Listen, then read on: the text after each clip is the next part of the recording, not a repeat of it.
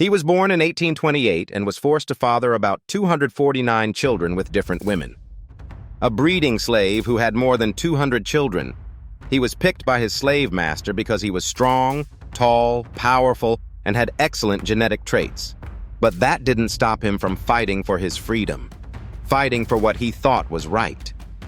He led slave revolts, rebelled against plantation owners, and did his best to educate some of his children on how to survive.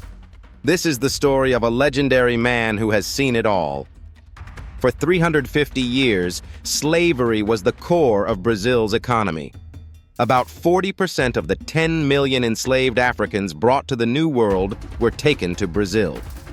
For centuries, every African who came here became as a slave.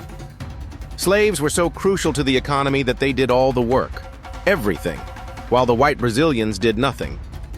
This country was also the last in the Americas to abolish slavery. When the government abolished the international slave trade in the country in 1850, the demand for black labor was still going strong.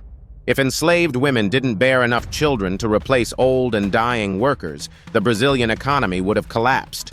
The slave society would have crumbled. To get more slaves, enslaved Africans were forced to procreate. This slave breeding system worked as a factory.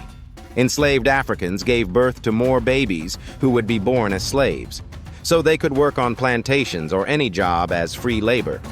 Sometimes, slave breeders were used. At other times, slave owners would force women to make more slaves. One such breeding slave was Roque José Florencio, also known as Pata Seca.